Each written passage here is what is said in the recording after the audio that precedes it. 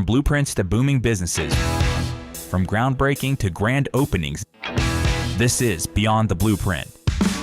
Join host Brad Howard as he takes you behind the scenes of growth and development in Mooresville, Lake Norman, and beyond. We're talking with the decision makers, the planners, the visionaries shaping our communities, giving exclusive insight into what happens before, during, and after projects that define our region. The future is being built right now. Let's go beyond the blueprint. Good afternoon, Lake Norman. Thank you to those tuning in on the radio on 105.9 FM, 100.7 FM, 1400 AM, on social media, and on demand on the WSIC app. Welcome to Beyond the Blueprint, where we pull back the curtain on projects and development shaping the future of Lake Norman. I'm your host, Brad Howard, and in every episode, we bring you inside conversations with the people driving growth in our community, from town leaders and business owners to developers and visionaries. I've lived and worked in this region my entire life and witnessed the changes and growth firsthand. Our goal and our focus is helping people understand what happens beyond the blueprint, because our future is being built right now. Today's show goes beyond the blueprint in an open conversation with what's happening in Cornelius. We're joined by Commissioners Susan Johnson and Robert Carney with the town of Cornelius. Guys, we've known each other a long time, and I'm sure a lot of our listeners may already know who you are, but for those that don't, tell us about yourselves. Susan? You want me to go first? Who's Susan Johnson? Who is Susan Johnson? So like you, I'm a native of the area. I'm born in Charlotte, and when I was young, my parents moved to Stanley, which, if you don't know where that is, it's about southwest of Denver, North Carolina. Tiny little one stoplight town when I was growing up. Have lived there and around my whole life. Undergrad from Chapel Hill. I have a graduate degree from Queen's University. And when I started my career after college, I went into banking for about 10 years and then did a complete career shift. And in 2006, after the birth of my second son, I decided to go into residential real estate. So that's what I've been doing for the last 20 years in and around Lake Norman. I have licenses in North and South Carolina. And when I'm not working or, working either in real estate or with the town, I do have two boys. My oldest is a junior in college and plays football. So in the fall, I'm actually constantly driving every weekend to see the kid play. And will be his senior year this coming fall, so really excited about that. And then my younger son is a senior in high school this year, so we're just contemplating where is the child going to go for college. That, in a nutshell, that's kind of what I do from a government perspective. I started in Land Development Code Advisory Board in 2013, moved to the Planning Board in 2015. Was on there for 8 years, the last 2 of which I was the chair. And then, as we all know, in 2023, decided to run for town commissioner. So here I am today. And here you are. So she's been a blessing to us ever since. Oh, very nice, Robbie. Yeah. I'm going to call you Robbie or Robert? Yeah, Robbie. Okay. Yeah, Robbie's great. Robert Carney, but everybody calls me Robbie. I'm originally from Hickory, North Carolina, so I certainly know what it's like. Actually, I'm from a suburb of Hickory, Mountain View, but very few people in North Carolina actually know where Mountain View is, so I just say Hickory. I would do that too, but I would say Gastonia. Yeah, there you go. And then when I'm out of state, it's Charlotte. Yes, because that's correct. So, so after graduating college, lived in South Florida to start my career for the first couple years. Came back to North Carolina and began working in economic development. Spent the past 15 years running economic development corporations, Iredell County's Economic Development, or Mooresville South Iredell Economic Development Corporation, for about 10 years, and then moved over to Cabarrus County, much larger county with 5 cities, and ran their economic development for about 5 years. And that whole time that I was doing that, what most people didn't know is that I was living and enjoying Cornelius. So I've been a Cornelius resident for a very long time now, both myself, my wife, and our 2 wonderful children. But upon coming out of economic development, that was my first time in which I got a very kind and polite nudge from a lot of people in the community asking, because economic development, its nature is to work in basically a consulting role to local government. You could never actually be, elected.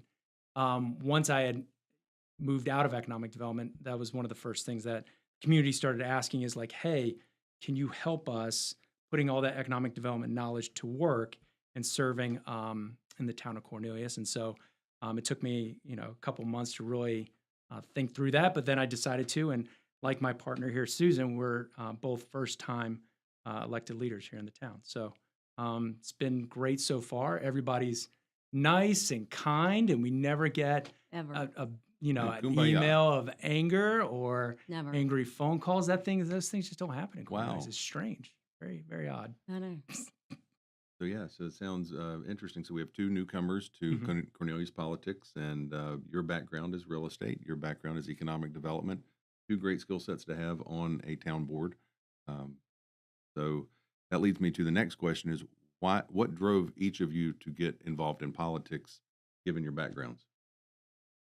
So for me, I'm not political.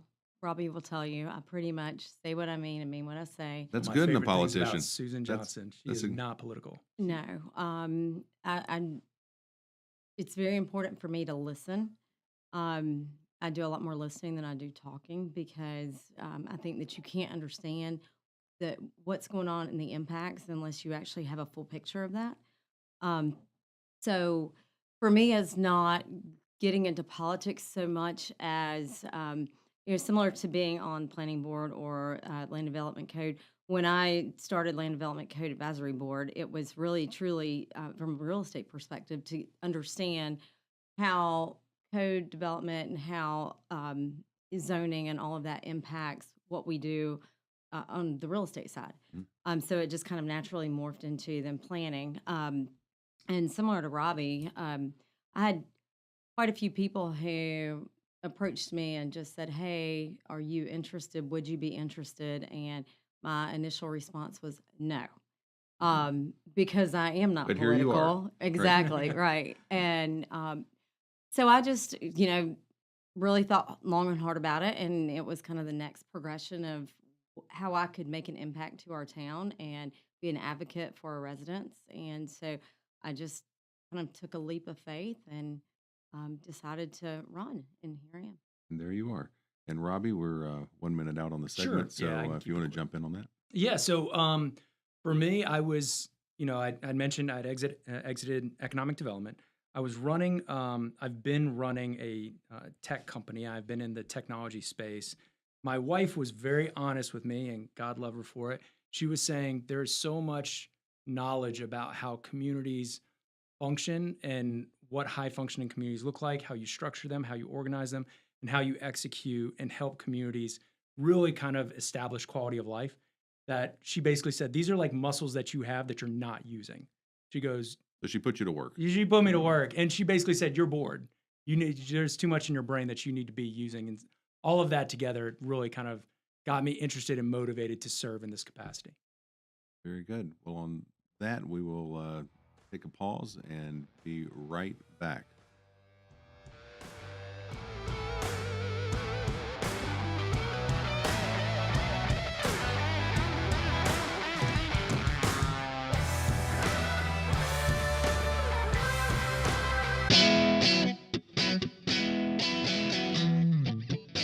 And we're back on Beyond the Blueprint.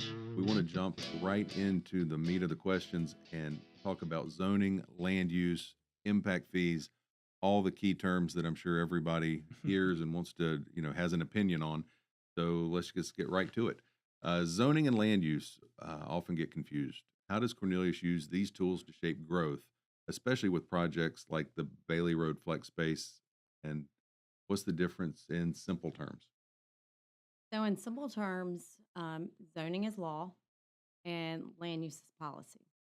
So at the end of 2022 through the beginning of 2023, Michael Osborne, which is a current commissioner, but a commissioner at the time, put together a task force, and it was called the Growth Management Task Force. Myself, several other citizens, and Michael Dennis Billadew, who was also a commissioner at the time, staff was a part of that. And so what we basically did was we looked at what the existing land use plan looked like.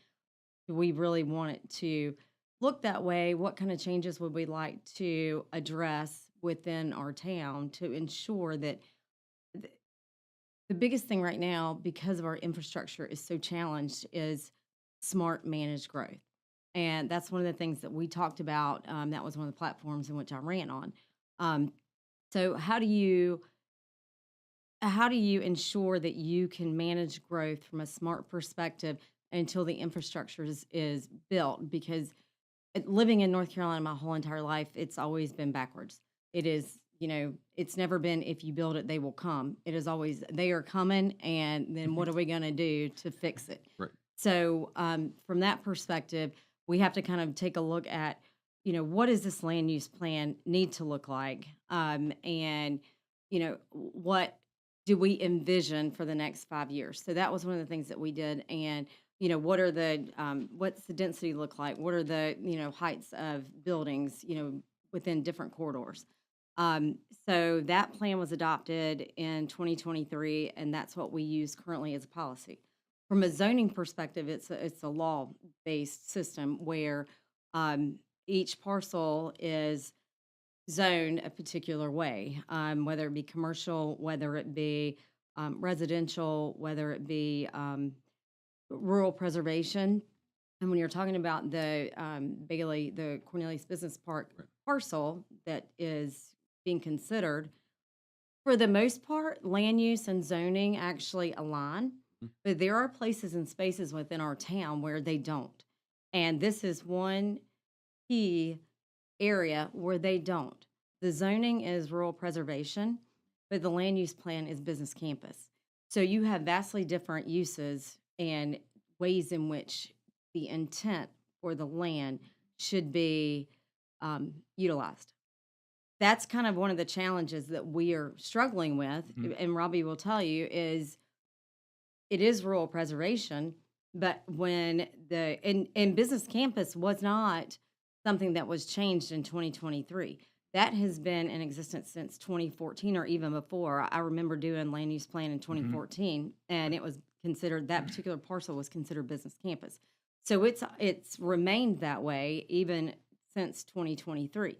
So does it make sense to bring in a flex space project that does in fact meet the criteria for business campus, or does the rural preservation zoning supersede that? And that's one of the challenges that we have when it comes to what is land use versus what is zoning.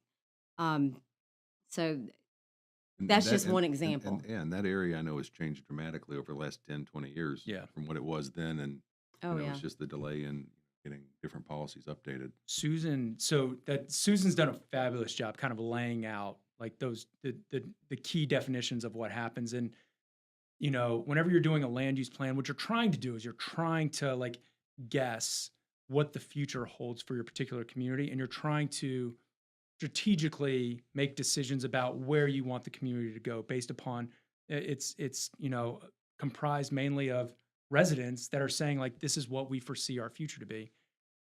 What it runs into is the realities of market. And that's an interesting thing. I always say it's like this tug of war that's going on. You have, the landowners and community in Cornelius, they have a right to sell and develop their property. They always do. You have the zoning, what is currently planned for. You have the land use, how it's been planned for its future. And then you have the market. All of those are in this really funky tug of war where you have your planning board and your commissioners are square in the middle trying to balance the needs of the landowners and their ability to sell the land use planning and those plans that have been laid out, the market, because we hear all the time, the market won't bear this or the market does want that. Right. A lot of times, the biggest issue that we run into is what is best for instance, the town of Cornelius and what the market wants are diametrically opposed. The market is screaming for one thing that actually creates pain in Cornelius, not benefit. And what we're trying to do is incentivize or establish ways in which we can grow the things that are actually going to serve from a quality of life standpoint. So you get put into this really fun or funky or crazy tug of war between all of these energies that are at play at the same time, and you're trying to make the best decisions over the long term for the community. So I think that's kind of one of the key crux items. You'll have people that'll say, shut down all growth. Saying things like that, you're telling landowners, people that have been here a long time, that they no longer have the right to develop their property. You have individuals that'll say, well, this needs to be industrial. Maybe, because that could create positive tax base, that can create jobs. Those are all wonderful things. But if it happens to the detriment of your roads, your traffic and transportation, which we have limited control over. DOT owns most of Cornelius's roads. So when these things happen, it's not like, the solution or the fix to that comes overnight. It triggers a process of us basically doing engineering studies and elevating and escalating our arguments to DOT to prioritize road improvements to basically solve for a development that's probably at times happened, a decade ago. And we're finally starting to get, the state to resonate and say, okay, this needs to be prioritized in something that's built to improve this. But yet at the same time, we still have a continuous wash of new development energy that's coming into the market. So it's it makes Susan and mine and the board's responsibility a lot of fun. Well, and then to add on to that, it is unlawful to impose impact taxes, and so impact fees. And so what that basically means is if a developer comes in and we need infrastructure improvements, they cannot provide those for us. We cannot ask them to pay any sort of monetary expenses towards the infrastructure that is desperately needed. So again, to use the Cornelius Business Park as an example, the developers have made it loud and clear they would love to pay impact fees. They would absolutely love to pay impact fees, but we cannot do that because again, it's unlawful in North Carolina. So how do you allow the development when you know that the roads are not yet at a point that can support that particular business? And so that's some of the challenges that we face as a board as well is, how do we move these road improvements forward with the limited funds that we have? And exactly to Robbie's point, most of our roads in Cornelius are NCDOT roads. So we don't have the ability to really make decisions as it pertains to those roads. Right. And I think a lot of people that have moved here from other places don't realize that in North Carolina, the state does own and does control the roads, not the local community. So they may want to, yell at both of you guys and all the local politicians, but, it's out of your hands. I mean, you can advocate and you can lobby and you can, do your best to make sure it gets moved up on the STIP and make sure it moves forward. But at the end of the day, it's not in your control except for advocating. What I will say is the disposable revenue, and I mean disposable as in the extra revenue that Cornelius has from the 17 cents that we tax, which is the lowest in Mecklenburg County. We deploy almost all of that towards road improvements to basically partnering with DOT because DOT typically, whenever through this process, without going too deep into it, what they'll do is they'll have costs that the community has to share. Sometimes the community can bear those costs. Sometimes, or most of the time, they can't. Cornelius always finds a way to bear those costs so that we can elevate our road projects ahead of just about everybody else in the region. Right. So we really punch way above our weight in that category. But to your point, we've grown so much, or there's so much inertia or market energy for us to grow. It's still we're caught in this position where we're constantly chasing. Well, and it's so expensive too. I mean, some of these studies that he's talking about, like the Zion connector, for instance, when we got that study back just to connect Zion Road to Bailey Road, which was something that, people were considering, like, yeah, that might be a nice to have. $27 million for that connector. And in what year dollars was that? Because you can probably double it by the time you build it. Oh yeah, right. 1,000%. But that's not money well spent for our residents. So that's kind of one of the things that we constantly are challenged with, making sure that we're making decisions that are beneficial and impactful for our residents. And real quick on that, while we're talking about infrastructure, the projects that you currently have. I know that actually we're getting ready to go to break. Let's tee up. What are the current projects that are happening in Cornelius on road infrastructure? And then we'll talk about them after the break. Yeah, that sounds great. What West Catawba, 21, 21. Catawba, Hickory Street. You've got North Cross Extension. Mhm. You've got Got 8 in total.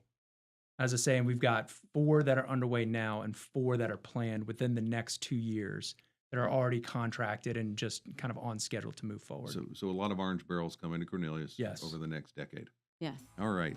So help is on the way. That's right. And on that, we'll be right back.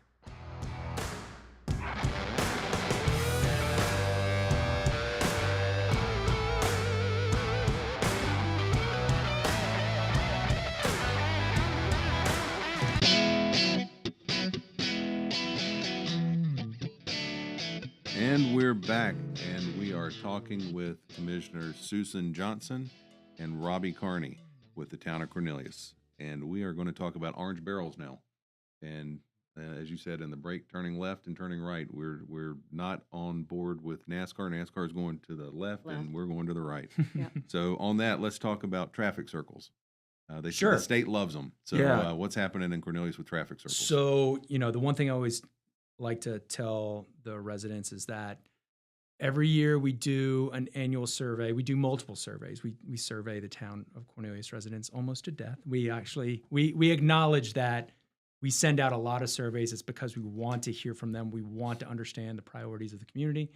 And the number one thing is either traffic or congestion or roads. It's like always that mix of like the very top priorities.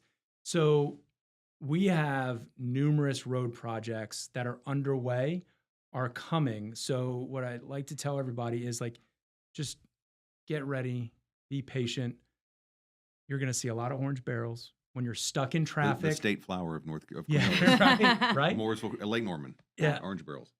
Just realize that a lot of the impacts, the negative impacts you're going to be seeing on your commute is us making progress. So there will be an end in sight, and there will be dramatic improvements. We've talked about this.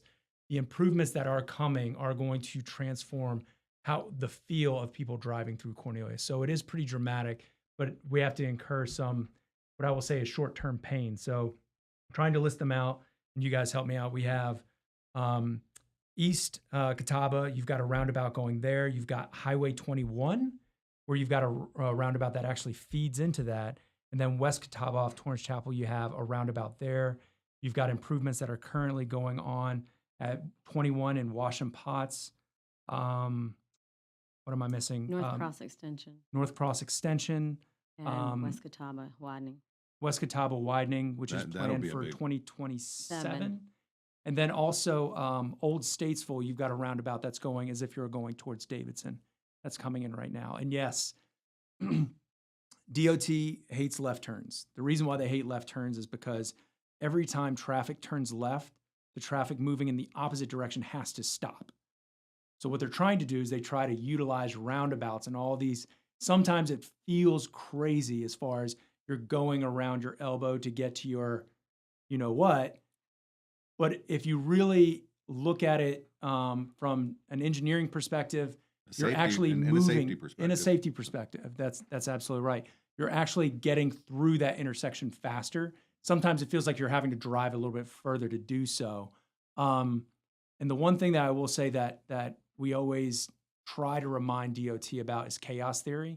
A lot of times engineers always think about what happens when everybody behaves themselves and drives the way that they're supposed to. And we always argue, well, what happens when they don't, because they don't, and how are we planning for that as well? So I'm not going to say I get the best answers from DOT regarding that, but that's the logic model that they're using. And the engineers do a better job than what people, I think, give them credit for of creating some of these solutions. I know people on the roads, that's probably, Susan, maybe for you too. I get people that walk up to me off the street all the time that are like, classify themselves as a traffic expert and literally starts telling me how everybody is an idiot and don't know what they're doing and why don't they do this and things like that. Sometimes they're right. Yeah. But Well, I'll tell you, I was one of those people. I was one of those Yeah, people yeah. who, and I'll use Huntersville as an example, where 21 and 73. Yes. Remember It's a long great time ago, example. where you could take a left Yep. onto 21 from 73, and then they made the I remember when infrastructure. 73 was a cow pasture. Well, I do Oh, too. that's I do right. too, So- honestly. But so, and then they made the improvements where there was no left turn, but you basically went to the right on Holly Road, or what that Yes. is, and then you go to the light, and then you go back to the right. hmm And for years, I was one of those people who were like, this is so dumb. Like, that possibly, there's no way that could save you time. Like, I'm going to go through the Target parking lot, right? With all of the like Speed bumps and bumps. everything for years. Yeah. And I had a bet with somebody one time, and they said, I bet you I can get there before you can. I'm like, okay, good luck. And I had to be like, okay, you're right. And I hate doing that. So, but you're Mhm. absolutely right. Those studies are done for a reason. And at the end of the day, the traffic circles, they can be confusing. But once you really start to utilize them, you will see that it actually does improve your overall time and commute, going west to east and vice versa, and being able to get on the interstates and in and out of Cornelius. Right. And, to touch on what you guys were just talking about, and I've used this analogy before, but, when people start getting upset over traffic, just remind them to be patient, because they're living in a house, if they've moved here from somewhere else, that was built on what was a farm. And, as more people move here, we can't, there's no way, you don't close the door behind us. People want to live here, and the free market will allow them to live here. Yeah, not to be too I don't know, I'll get my head knocked off for saying this, but when people argue to me about the traffic, they have to realize you are the traffic. Like I am when I'm what it's It was a cow farm when I was yeah, there. it's like I'm just like There everybody wasn't else. even an exit When over I'm there. There stuck were a in lot of traffic. exits that weren't even exits. Yeah, right? that's right. There was And- only 20, exit the- 23 and 36. Right, and then Yeah. my parents, there was no interstate, right? And That's then right. and then my grandparents, there was no lake. So, or even my parents, there was no lake when they were young. I just like to So- remind people when I'm stuck in traffic, I do this. I have to remind myself. I'll be like, "This is terrible," and then I have to say to myself, "Oh, it's me too. Like I am the You are traffic. the problem. Yeah, Right. I am the traffic. It's not everybody else. It's like it's we." So yeah, Well, I think, but I watched the last show that you had with Mayor Carney, Yes. and one of the things that he had said was that Mooresville is trying to do a focus on bringing in business, mhm. because what we're seeing is so many people are, essentially having to drive to Charlotte for their business. I mean, banking is a huge business, probably the number one industry in our area, and so many people commute into the Charlotte area, so that creates a Mhm. lot of our traffic. And Cornelius is really truly the middle, and with Mooresville now really where focusing. people also commute into. Well, that's what I was going to Mhm. say. And Mooresville literally has Robbie, had such Robbie a did huge. too good of a job there. Yes, he He did. made it quantitatively an employment center. Yeah, Well, right. and they did a really good job, and they're still continuing to do that. So now you see 77 have just as many commuters going north as you have going south. So, I think that it's really important to have that balance, because right now with Cornelius, we're 80-20, 80% residential, 20% commercial. Mhm. And we need to start kind of balancing that a little bit better. Honestly. Well, we have a wonderful economic developer Uh, here with a great history of doing that very Absolutely. thing. So I think you have a good partner on the board here Sure. to help drive that. Oh, and I can It- say a couple things. Yeah, and I don't know, my stats might be, are certainly dated by now. It's been a while since I was running Mooresville Economic Development, but at that time, it was a 60-40. 60% of the traffic was coming into Mooresville each day, and 40% was going out. And so that's by definition what represented us being an employment center. And to Susan's point, Cornelius isn't enjoying that as of right now. Right now, we're by metric standard considered what's more of a bedroom community, which if that's what Cornelius wants to be, it's okay. I always like to say this. It's okay if as a community we have collectively agreed this is who we want to be. I was like, if it's not though, you just have to realize there's consequences that come with that. Your commuting patterns typically suffer because you've got a mass exodus of workforce that's going somewhere else each day. And then you also have a lot of individuals that are coming in that aren't residents of here.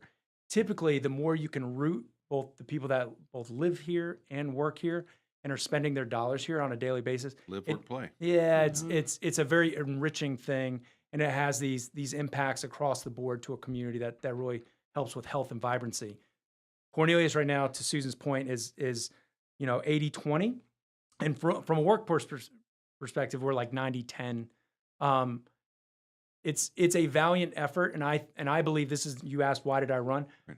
My job, and I believe Susan, her and I have had countless discussions about this, are to really help moving forward us reestablish balance in Cornelius moving forward. We might never get to the 50-50, we might not need to, but further driving balance so that we are more of an employment center and not so much of a bedroom community. We know will make us healthy. It creates a healthier, not just health, a healthy financially healthy community as well as people having a better quality of life. Well, and I'll just say kind of go ahead, real quick. Well, and then we'll jump. I'll tell you. Okay, we'll jump to the break, come right back, and Susan will finish that comment, and we'll keep going. Thank you. We'll see.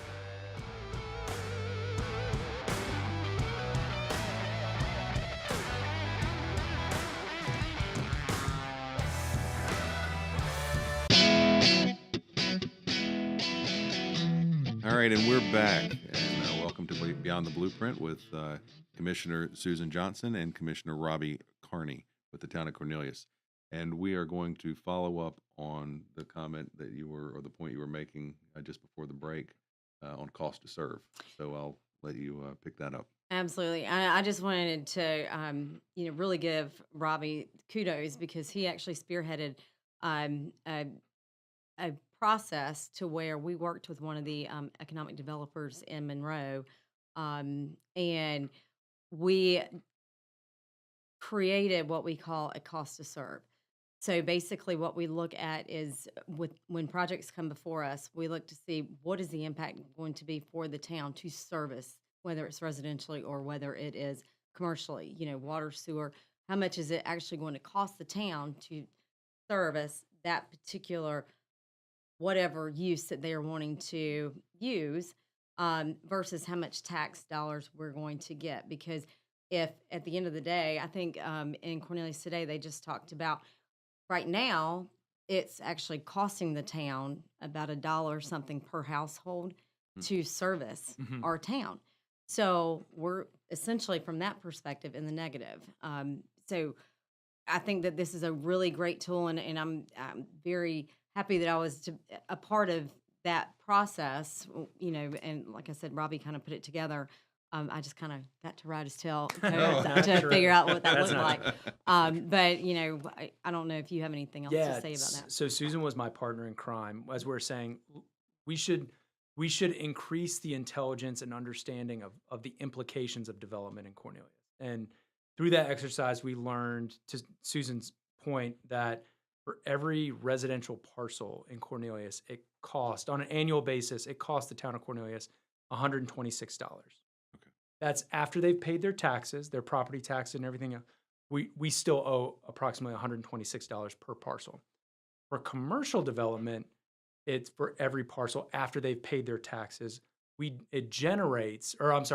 it's the cost to serve them, it generates $1,246. Yeah. You can see very cleanly, this is the model of how you keep your tax base low for your residents. The benefit, and I'll just add this because I know we want to jump on to some fun things like Redline. The one thing I'll say is Cornelius has been incredibly blessed by our lakefront community and what we have in the peninsula, because those homes are, major tax driving entities that are irregular to most communities. Absolutely. The problem is we don't have any more lakefront property to sell. So that's now stabilizes and balances, and it's more about what happens next. What happens next is if we don't start really focusing on establishing balance, you start watching your tax rate start coming out of whack. And that's what both, I think, Susan and myself are keenly focused on. Right, just a healthy balance like we talked about before. So let's jump on to the red line. So I know we had this on the last show. We talked with Mayor Carney a little bit, and he had one perspective, and I'm interested to get yours.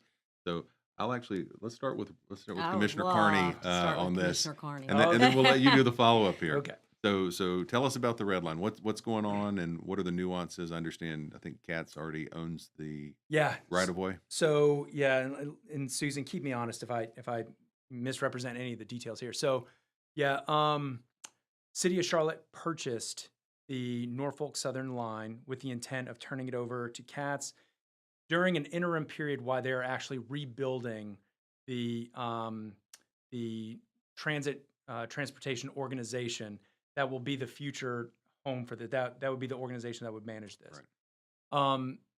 Why it's significant to us is not only having that critical infrastructure that continuously helps to move traffic and residents, whether it be to Charlotte or individuals from Charlotte to here.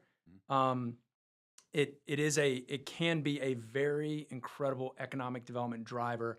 I say if you've got your act in order, if you've really understand where you want to go as a community and you've planned it appropriately, it can be one of the greatest blessings that a community has. Or it can be one of the greatest curses if you haven't done a sound job of planning, and it can create a lot of types of different type of residential and urban sprawl and things like that if you don't have your act together. I pride Cornelius as I think we're a community that's really got its act together and hopes that we can have something like this. One of the big important things that most people don't fully realize is this is predicating on some legislation at the state of North Carolina that they would have to approve for a referendum. This would enable the residents of Mecklenburg County to vote on whether or not they want this. If they want this, this will create a 1-cent sales tax. If there is a 1-cent sales tax, that means Cornelius will get a substantial percentage of that 1-cent sales tax that will go directly to transportation needs.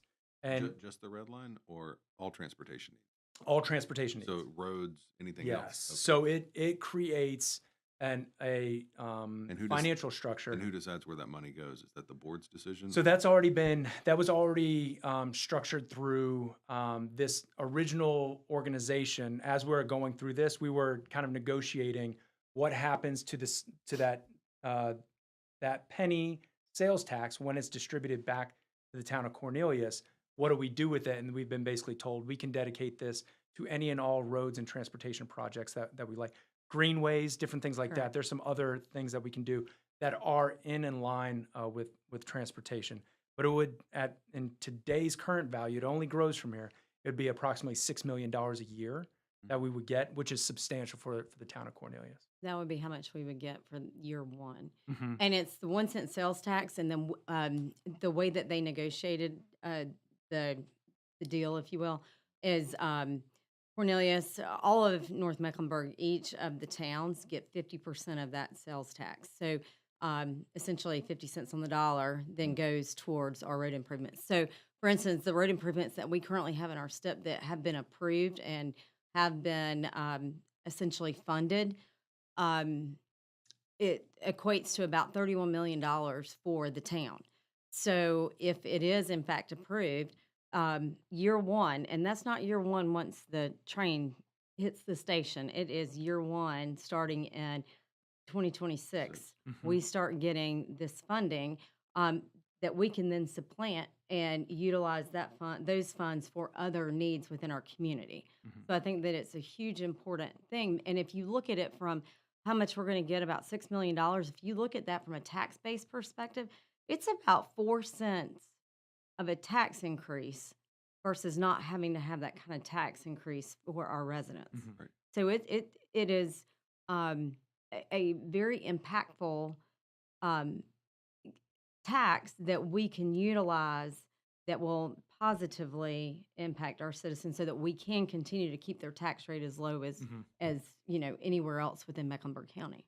Right. And this may be way too down in the weeds, but on that that additional tax, the monies you're talking about, is that used, the $4 million, just on road projects specifically, or is that used to debt service bonds to scale up and do more projects? Yeah, it would give us the capacity to borrow against that money. Okay. Yeah. That's So it's not $4 million in road work. It could be $40 million in road work. That's right. And currently, almost 6. Yeah, or $6 million. Sorry. And we have like bonds right now of monies that we've borrowed specifically for transportation dollars. This enables us to, right now, we're very conscious about, we have the right to borrow is the best way to say it. This enables and gives us more confidence because we have this type of cash that Revenue we can coming in. utilize that to pay off those bonds. Right. So I just didn't want people to think that's $6 million in road work. So the $6 million can cover a litany of Yep, projects. correct. Okay. That's absolutely correct. Very good. Very good. So Did you want me to comment on Oh, on between absolutely. mine and Oh, okay. absolutely. Yeah. So, so let's see.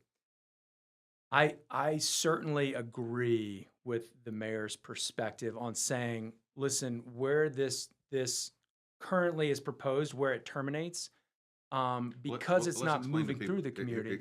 If you could explain to Yeah, people. yeah, yeah. Okay, And you can correct me as a the resident. geography. Yeah. Yeah, so red line going all the way from Charlotte, all the way through Mecklenburg, through Cornelius, Davidson, and then into Iredell County, where it would terminate in and around Mount Morn. Right. Right. Right. So the contention with that is you would be creating a place where there would be a substantial amount of traffic that wants access to Charlotte would choose to come and park and then take the rail line into Charlotte each day and then come out and go home.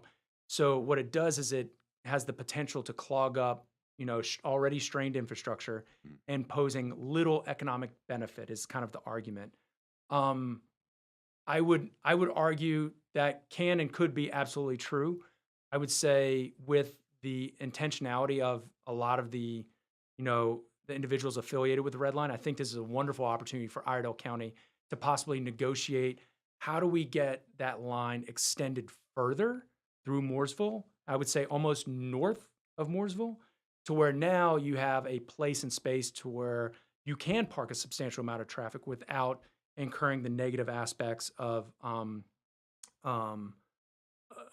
clogging up existing infrastructure. But then you can also start realizing some of the economic benefits of it. And again, if you plan around how this would work, what is meaningful to the town of Mooresville and the community, I think there's an opportunity to do some things. It's not easy, so I certainly understand the mayor's contention, but at least that's what he and I have been having discussions about. I'm saying, like, listen, this is a giant economic opportunity. If you can wield it appropriately, you can do some great transformative things for your community. Well, I think I just thought about, like, when you said that and further extending it with what they're doing over by Timber and 115. Mm-hmm. Right. The I mean, extension. exactly. Like, that might be a great opportunity for that to be the terminus. Mm-hmm. I don't know. It's not my town. But That's I can't two say towns anything. to the north. But I'm just Right. saying, like, if those are the discussions, I mean, that might be, a really logical place to do that. Yeah. Well, very good. So it sounds like we're going to have an episode just on the Red Line at this point. So we'll put that team together. And, I want to be in the room when they do and, the back and it's going to be on video, so we'll live stream it pay per view. Oh my gosh. No, I do not want to have that conversation. No, I'm He's going to yell at me. Yeah, I know. We need to keep Thanksgiving civil. Yeah, that's right. No. All right, so we're ending the segment right now, or the show. So I want to thank you both, Commissioner Johnson, Commissioner Carney. I want to remind everyone to be sure to join us on Beyond the Blueprint next Friday at 3 p.m.